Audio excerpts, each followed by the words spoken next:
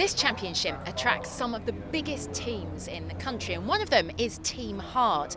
Now, not only have they got two Ginettas running in 2019, but they're offering a fantastic opportunity to be a part of GT Cup in 2020. So this is our first year in the GT Cup, and we've changed our scholarship programme to suit the GT Cup. The prize is now a fully funded drive in this series, essentially with a full management programme, all the social media, everything that goes with it, some media training. Realistically, in effect, about £100,000 prize. So it's a huge prize fund. We have previously done it for the Volkswagen Racing Cup, but we're no longer part of that championship. We decided to move on commercially. So the GT Cup is something that we are now part of. We've been very impressed by the championship so far. The quality of the car, the whole grid, the whole experience has been great. So for us, it's to give something back to the sport as well is something that we really enjoy doing. What do we do if we want to win this prize?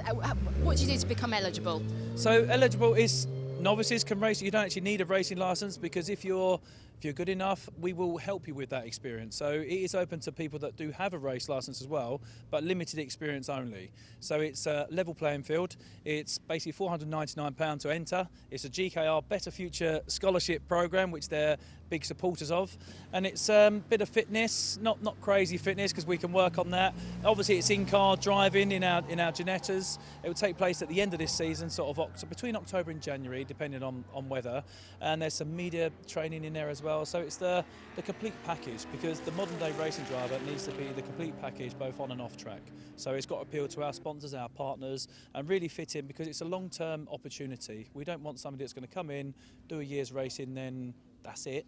We need something to continue the journey. We've actually got 11 scholars currently racing for us. Although we've only run a scholarship 3 times, we had 3 winners, we have signed 8 other of our scholarship drivers. Josh Jackson's racing with us today. He's been on our scholarship programme. Callum Jenkins, scholarship programme. And Jamie Bond, who's in Clio's. We've got guys that we've taken all the way through the racing programme that we've got, the whole ladder from karting all the way to touring cars, and it's a way of getting people into the sport who otherwise wouldn't be able to afford to do so. We do like the endurance side of it, and value for money. The way that it works now with Friday testing as well, and then the programme with practice, quali, 25-minute race, 50-minute race, then all again the next day is an absolute bonus. So the amount of seat time that you get, we feel that it's massive value for money for us as a team, and the drivers, they can develop as a driver because they're actually getting that time behind the wheel to really progress and really work in that car with the maximum seat time possible.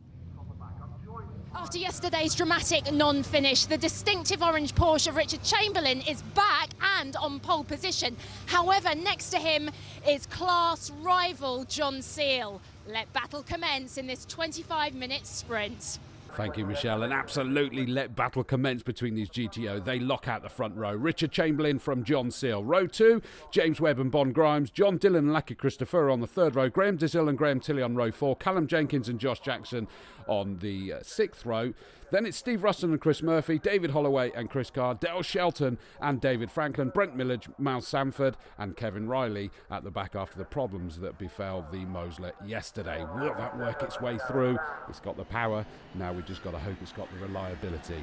Okay, so here we go for the 25-minute sprint race on the Sunday, and it is that big orange Porsche that's back after the damage yesterday, and he's going to look to really make amends. But he's got that green Kermit next to him, the Lamborghini Huracan GT3 of John Seal, but it is the Porsche that's got the whole shot. As the lights went out, he just jumped ahead, as has the yellow and black Lamborghini Huracan Super Trofeo number 13, James Webb at the wheel this time, taking it over from his brother who piloted it yesterday.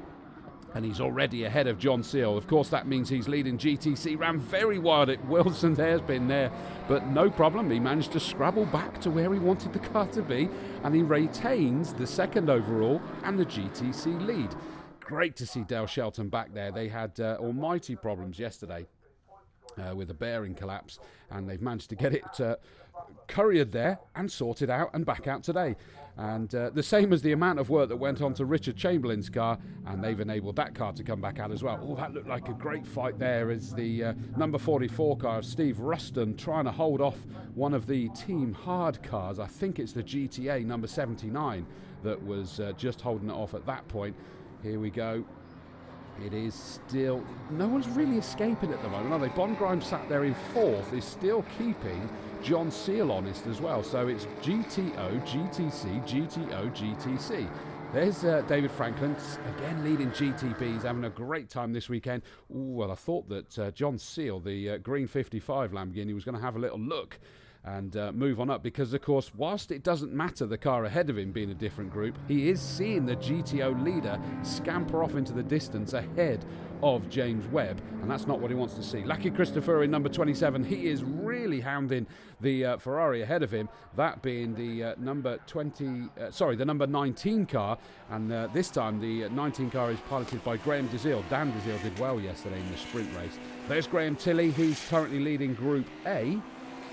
And look at this gaggle. The Group GTH leader is Steve Ruston in the number 44 McLaren, but it's the sister Team Hard Cars, GTA leading GTH out of those two, kind of having their own fight, allowing the GTA and GTH leaders to scamper away from them. David Holloway, number 15, you could see just behind them as they went along the start-finish straight and swept right at Riches with just a bit of a lift through that part. More than a lift when we get to the Wilson's hairpin, and it now looks as though the 44 car of Steve Ruston is got a decision to make, really, because that's a GTA car, the number 79, that for this particular race is actually being piloted by Callum Jenkins. Callum Jenkins doing a great job for his first weekend in GT Cup, and he has got ahead of, made sure he's ahead of the GTH sister car from the Team Hard Garage, and he's now got to try and get himself ahead of the GTH leader of Steve Ruston, because you saw Graham Tilley was a long way away,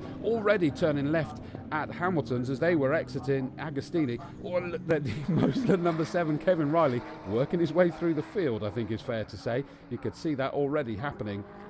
Still though, the Team Hard Cars having sort of their own battle as they go on to the Bentley Straight again and trying to move themselves up through the order. They both sit second in their respective groups. And John Seal, is he going to have a look? He is indeed. He's having a look up the inside and he makes the dive up past James Webb. Now James gets back on the power again. We've seen this all weekend, is that there's strengths and weaknesses at different parts for these two cars. The Super Trofeo has some incredible power and speed, but the handling through the twiddly bits of the GT3 number 55 car is absolutely mind-blowing. Put the two together, my word, we'd have a phenomenal car, wouldn't we? But here we go. James Webb back up to second on the road. And that means that although he briefly lost the second place for not even half the straight, was it in reality, he's still comfortably leading GTC, because Bond Grimes has kind of got a grandstand seat. There's Graham Tilley, the number 6 car, leading GTA. And could it be like buses? Yesterday he got his first win in the pit stop race. Could he make it 2 out of 2 in a row here today in the sprint race on the Sunday? Looking good so far. There's David Franklin leading GTB and Dale Shelton. Look at the flames belching out of the back of that classic BMW GT car. They've worked very, very hard to get that back out, as I say. And this is a replay of the 79 Callum Jenkins on just as he went to turn right at Riches, the first corner. He's gone pirouetting off into the grass. Good job to get it collected back up. Aim towards the tarmac again. Such a massive runoff there at Riches here at Snetterton. You kind of get your passport out to rejoin the circuit half the time. Richard Chamberlain has now got himself embroiled in the middle of the battles going on amongst the backmarkers. These two are going to be there as well. And again, John Seal dives up the inside. Goodness me, the speed he's able to take into Murray's there. That's a tight left-hander after some phenomenal speed through Coram. He did it, and this time it doesn't look as though James Webb... am I speaking too soon? I didn't think James Webb was going to come back at him, but he certainly was trying. There is the GTH leader, and in fact he's not far ahead of the second place GTH car, is he? The 21 car sat there trying to hound him into a bit of a mistake. Here comes Richard Chamberlain for the final time into Murray's. He's got a back marker ahead of him. I don't suppose he's going to bother worrying about that.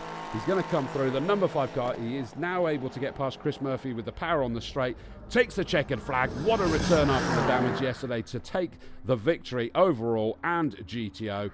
Here comes John Seal in second, and James Webb comes home. He's just ahead of Bonamy Grimes in the end to seal GTC. The 44 car Steve Ruston takes GTH honours as he comes through to take the flag. What a weekend they've had so far. GTA, there we go. Graham Tilley is going to make it 2 out of the last 2 races. A cracking weekend so far. So Richard Chamberlain takes GTO honours from John Seal. James Webb takes GTC from Bonamy Grimes. GTA goes the way of Graham Tilley, just ahead of Steve Ruston in the 44 McLaren 570 GT4, taking GTH honours. And again, GTB goes the way of David Franklin. He's having a fun weekend in that Valor Racing Porsche. So let's make our way back down towards the podium. Again, we're going to see some very happy drivers spraying the champagne.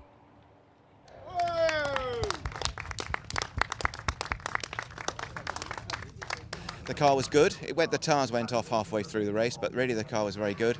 And I just kept my fingers crossed to make sure nothing went wrong. I was first of the slower cars, if you wish, behind the Ferraris, and the Ferrari dragged me along. So a much better result for Richard Chamberlain than in yesterday's race 2. However, coming up in the next part, we have got the endurance race, 50 minutes, and this is where the pit stop time penalties come into play. So anything could happen.